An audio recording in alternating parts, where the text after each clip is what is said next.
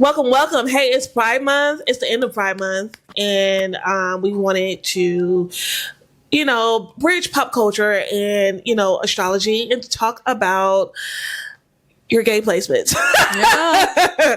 Well, let's talk about it. Let's talk about it. The queer placements, like, oh, maybe you got a little bit of this, a little bit of that. Maybe you've been questioning some things and you're still trying to figure something out. You can look to your chart to kind of see the way you swing. And I think everyone swings. I do. I think if there's a spectrum, there has to be some people that are like pretty straight, straight. Well, yeah, you're right. I don't know. I feel like straight. Because I feel like I used to say that too, and then I was like, then I met some people. I'm like, nah, you straight as hell. You just, and that's cool. Yeah. So, it's gonna be a cute, fun episode. Let us know in the comments if you have any of these, traits that we discussed in the video. It'll be a cool thing to chat about. And this is all for fun, okay? Just because we say some of these placements, are the thing, right? It doesn't mean like you're. It's not a diagnosis. Yeah, we're not diagnosing for you. LGBTQIAism. Exactly. So, be you, be who you are. This is a fun episode. If you are not with the fun, bye. See you out. But anyway, yeah, man. We haven't done a video like this in so long, and really, what's next? We offer readings. So I offer birth chart readings. My name is Ronnie. This is Lee. She offers tarot readings. We're making a deck. Yeah, we're making a deck. Yeah. So if you want to support that deck, definitely book a reading with us.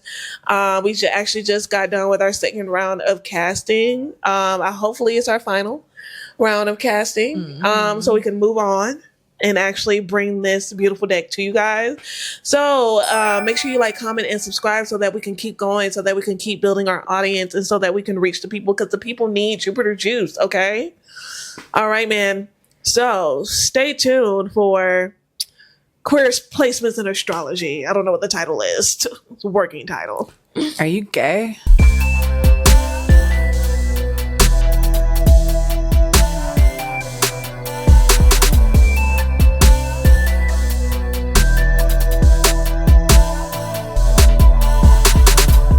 I'm Ronnie. And I'm Lee. And welcome back to Jupiter Juice, your cosmic check-in for all things astrology, pop culture, and spiritual self-discovery. And on this episode, we are talking about... Oh, she's revealing.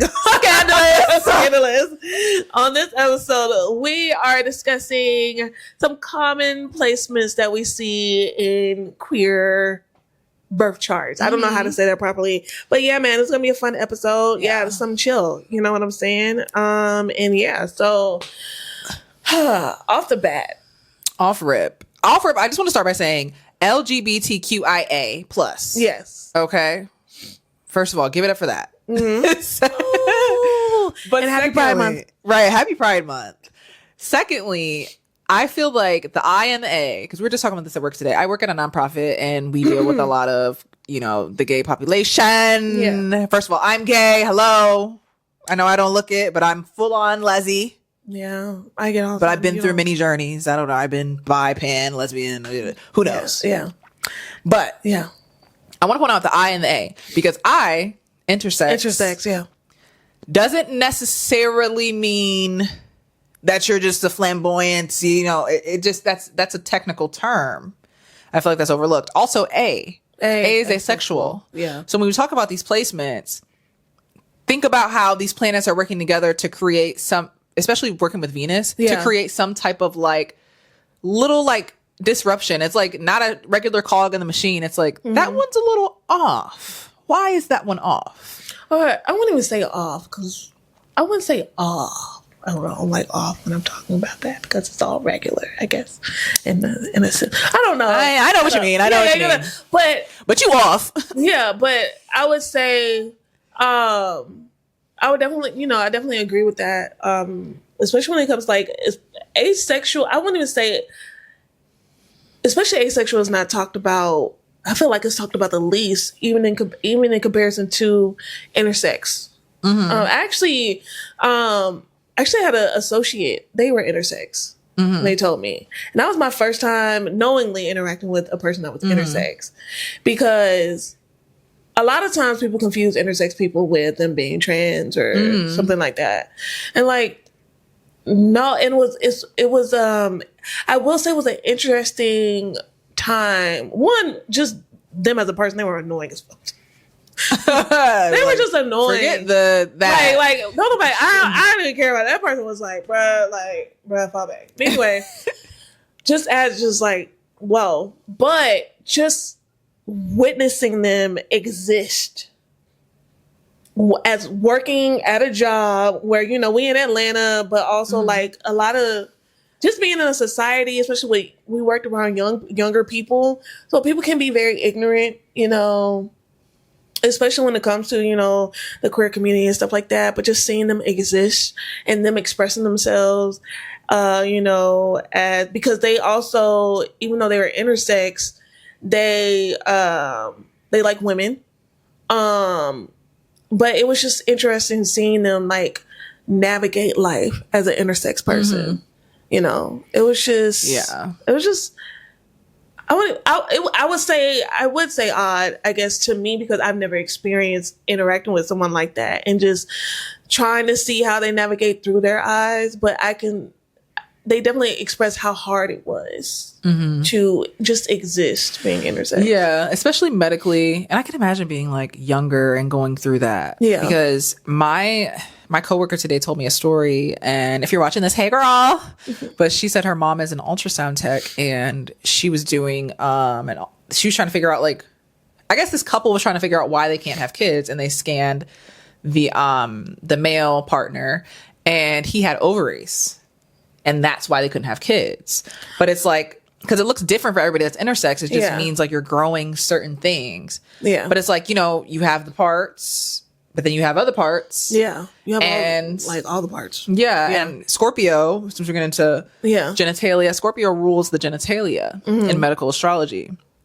So I feel like anything with Scorpio, possibly Venus and Mars interacting, could definitely lead down the line of that. Yeah. I need to learn more about medical astrology, though. I've actually just been, you know, I've been trying to remember. I know, like, you know, like Capricorn is like the bones, Taurus is like the throat, and the lungs, or something like that, or like thyroid. The thyroid, yeah, the thyroid, or something like that. Aquarius is the knees. Yeah, that's so random. Very random. But I've heard the fascia as well. Yeah, the fascia, that kind of makes sense. Yeah, and then of course, like Gemini is like the brain, right? Maybe, I don't know. I want to say the mouth, but then that's Taurus. I don't remember what Gemini. Because I also hear, like, if your Venus is afflicted, then you can have eyesight issues. Like, you can have bad eyes. And if your Venus my Venus is in the 8th house. My Venus is very afflicted. It's annoying, but yeah, my eyes. I don't have any squares in my chart. Really? Yeah, I told you that. I have no squares. I don't remember. But I'm a Saturn dominant person, so my life is hard. I'm a Saturn dominant person. And yeah. I got a few squares up in there. Yeah, I have a lot of oppositions. I don't have squares. Interesting. So it's like that opposing, it definitely fits my whole Gemini narrative.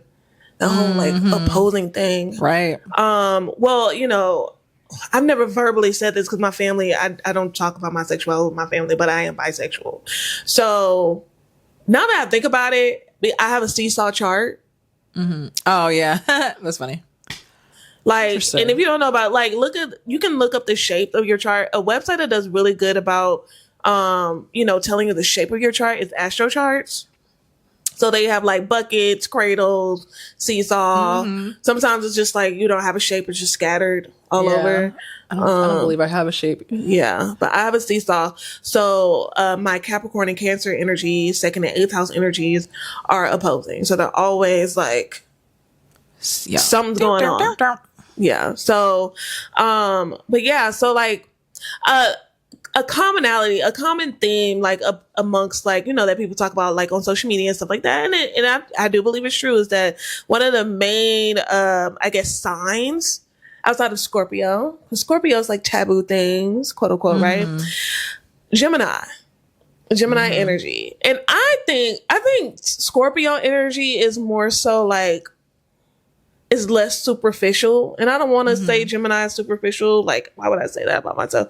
But I will say Scorpio is a little bit more like, I guess because it has those 8th house themes, it's deeper. Yeah. You know? Well, even like going back to taking that out of it, it's a water sign. Yeah. Fixed sign. So fixed signs bury themselves in things. Gemini, mutable. Yeah.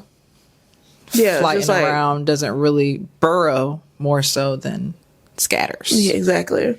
But also, like, I see like a lot of air sign energy as well. You know, it's just like air sign energy. But I think it's like more of a social thing. Yeah, it's definitely a social thing. Yeah. It's like, and also it's like, especially like Aquarius energy is thinking outside of the norm, or just trying to go against the grain, or just like, they're more of like not staying in a box and abiding by the quote unquote rules. So, and if we're going by stereotypes, Aquarius gets that detached vibe a lot. So I could even see like the asexual thing. Yeah. Like, people say like, they don't really care. I definitely see asexual. Yeah. And the Aquarius, I've dated an Aquarius, and then I've had a lot of Aquarius close friends. And I will say, they're weird because they'll be detached, but not. Yeah. But weirdly possessive. And it is an interesting dynamic to see them in that romantic aspect for sure. I'm not even gonna lie to you, because my aunt that passed away, she never married. She found out she had to get a hysterectomy. She got pregnant when she was like 26, and she ended up having to get a hysterectomy. Pregnancy wasn't viable. I saw her like, I ain't gonna put her business out there, but I saw her interact with a man from her church, like, you know, that she shouldn't have been, you know, smooching with.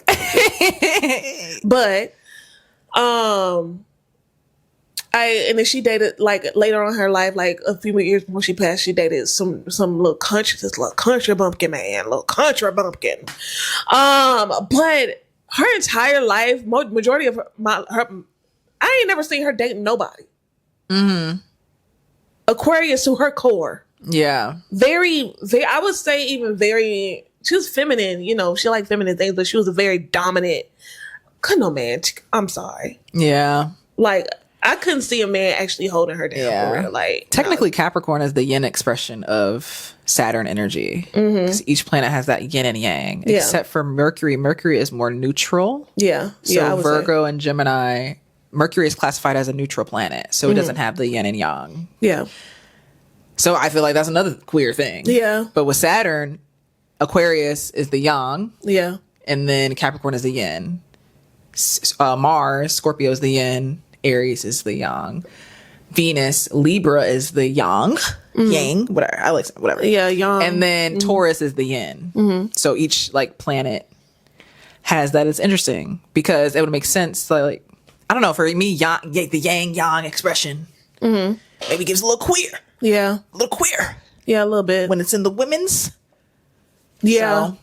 Yeah, I would say that. Like, they're very dominant.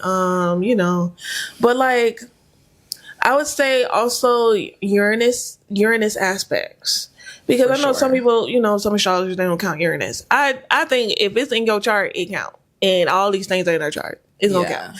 You know, whether it's on a societal level, personal level, whatever it counts. But I would say Uranus aspects, because it's just like very unconventional. You know, as that Aquarius, that Aquarius signature. Yeah. You know, when I found out that I was Uranus, my partner and I are Uranus dominant people. And when I found out I was Uranus dominant, I said, that makes so much sense. Yeah. Especially when I was younger. I used to rebel for the sake of being rebellious, and literally no other reason. Yeah. No other reason. And I'll think back like, wait, why do I care about that? Yeah. I actually don't. Yeah. But yeah. So that's like, I feel like me being gay, like, I don't know. At first it started like, I'm not like you guys. Like, and then I was like, wait. There's just so many different things I went through with my sexuality. Yeah. Because I have my Venus square my Uranus. irritating. Yeah. I went through a lot in my love life in general and relating to people in general. I went through a lot of like situations where I'm like, I can be like, do I like you? Maybe. And then I'm like yearning deeply. Yeah. It's like a storm. Like Yeah. it literally is like a storm. That's what Uranus reminds me of. It's just like a constant storm. And then it's sunny. Yeah. And then it's a storm with a rainbow. And then it's sunny. Then it's storming. That's It's a lot. No, it really is a lot. Like, and it just made me think about it because I never thought about it. I never think about these things when it comes to my personal chart. I try not to look at my chart because I can become obsessed.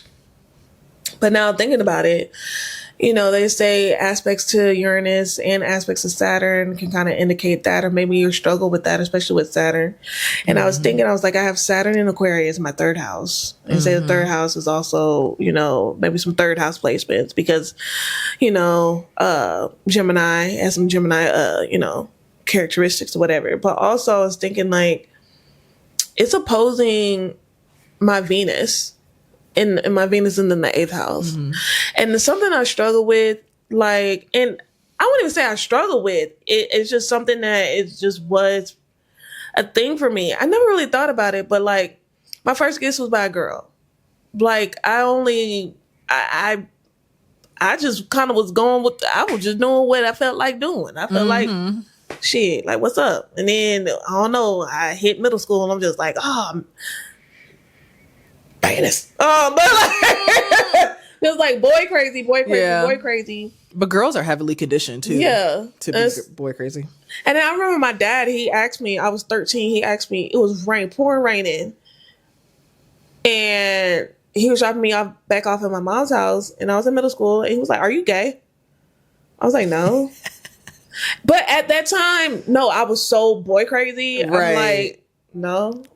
But I like but I would cry like my friends, I would cry not being able to be around my friends. Yeah. Like it was a whole thing. And then also I remember, this is a funny story. My brother watching this podcast, I'm sorry, dude, but you already knew, bro. Like, I'm scared, man. But like, so I was 7 years old, 7 or 8. And we were leaving my aunt's church. We had an Easter speech that day. So I was always doing my Easter speeches, okay? Okay, Easter speech. Yes, at the Lutheran church. Lutheran. But in Pensacola, Florida. Anyway, so there was this girl that went to that church briefly. Light-skinned girl, I'll never forget how she looked. She was a black girl, but she had like, her skin was like golden brown, like golden honey. Gold, I don't know. I know what you're talking about. Like that sun-kissed, and her hair like was a burnt sienna. Yeah. And her hair was brown, but it had like a blonde undertone or whatever. Yeah, I'm trying to see how far it is. Huh? I'm trying to see how far Tyler is. Oh, okay. But yes, it had like a blonde undertone or whatever. But we kissed in the backseat of my aunt's car. Okay. Kissing girl. She kissed me. Kissing girl. And I was like, oh, heck yeah. And I tried to kiss her back. And she's like, Marilyn and Amanda's trying to kiss me. Okay. And that's why we get the allegations. Exactly. So I said, bump this. I'm like, you girl. Dang. Why you just kissed me? That's cold. You invaded my space. That's cold. I just happen to like it. Wow. So yeah, I had a few interactions with girls in elementary school. I will say, probably like 3 or 4 in elementary school. I don't know why I was being fast little girl, but I was fast with little girls. I feel that. But I always had a homoerotic bestie. Okay, and it was like, why are y'all acting like y'all together? Yeah, it was like we were close. Like even like when my first best friend. Like, we were super close, whatever. I feel like that was kindergarten, so it was whatever. And there was this boy that liked us both, and he would get us both flowers, and we would both be like, and be like, thank you, Jacob. And then we would be, like, together, and he would just be coming to us, giving us offerings. Yeah. And then we would be like, and then we would go and be like, bye, Jacob. And then in middle school, from middle school to, like, high school, I had this best friend, and we got gay allegations out the ass. Like, everybody was like, you guys have to be gay. Like, I'm sorry. And we didn't do anything. I never did anything gay behind the scenes. Yeah. Like, I never really kissed girls until I like wanted to. Like, I always like, no, that's my best friend. Like, no, like, you guys don't get it. Like, I was always doing like, just swearing I wasn't gay, but I was like a very big advocate for people being gay. When people be talking about gay people, I'll start crying. Like, I was deep in that closet. Bad. Yeah. And then me and my best friend, like, we would always like hang out. Like, we literally acted like a couple. Like, I can't stress that enough. Yeah. But I think like with my Venus square, my Saturn, relationships, especially like close, intimate relationships, have always been like, the boundaries have been like really blurred. Yeah. And like hard to define.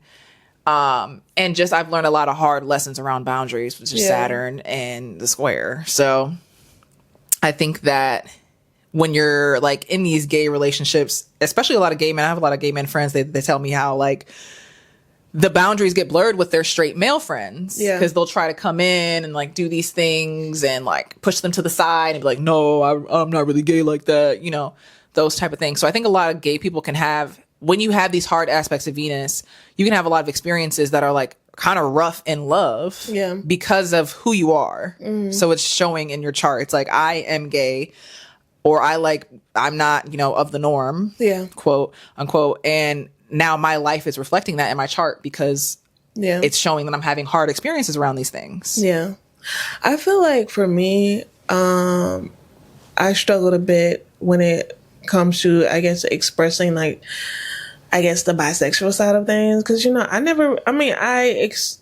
the times that I have like as an adult, explored the very few times, it was like almost dating a fuckboy. You know, it was like, it was very traumatic for me, I will say. Yeah. So, I mean, but I found my person, so hey.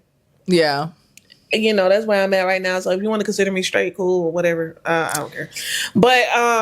But yeah, so it's you can't erase who you are. Yeah. Just because you're in a relationship. Yeah. You know. I know, but that's another reason why like I felt uncomfortable because like when I was actually felt comfortable enough, or like, okay, well I'm actually dating this person, so you know, sure, let's express this. I still didn't feel comfortable to express myself or feel comfortable with that person to do that because like I got chastised for liking men, or it's like, oh no, you one of those girls. And that's why it's hard for bisexual women, especially, but bisexual people in general. Biphobia. Ask Zoe. Yeah. She ain't never gonna watch this. Exactly. But go ahead, ask her. Shout out. But like, no, but for real, it's like being bisexual is weird to exist. And so it's kind of like, well, damn, okay, well, y'all think I'm just out here playing. I'm like, no, I actually fuck with this person. They just gave me the ick because they an asshole. And they also gave me the ick for some other reason. But still, it's just like, even because when you're dating women, they're like, well, you're gonna cheat. Yeah. And you really want men, huh? I'm just like, okay, well, bye. Okay, like just making all these assumptions. And you know, it's so crazy. I didn't feel comfortable 100% like grounded in being who, because I always had an identity issue, but really truly being grounded in my sexuality and who I am until I started dating my fiance. Like I and can safe to come out and be yourself. And then he's and talking with me about it, and you know, he asked me questions. And we just like, but he has he has more queer friends than I do. Yeah, you know, it's just like, and he's very supportive. He's an advocate. You know, he's an ally. So it's like, it's funny. I had but he's not normal as far as like a lot of the guys that I hang around with in Atlanta. They're straight, but like they're just unconventional straight men. Yeah. And that's real. So that's just like, and that's real. Yeah, most of his friends are non-binary. You wouldn't think, you just think they just, you know. Yeah. But like most of his friends, I'm like, wait, they're not what? Really? Right. Okay. Yeah. It's like, yeah. Well, cool. So I don't know. So we did want to talk about some queer icons, and honestly, funny enough, you know, they do have some of these placements, or at least sun signs. So RuPaul is a Scorpio sun, and then what's their Scorpio sun, Scorpio moon, Gemini rising. Let me see what his aspects are. Sun square Uranus, moon sextile Saturn, Venus conjunct Jupiter. I feel like that's like Venus opposite ascendant.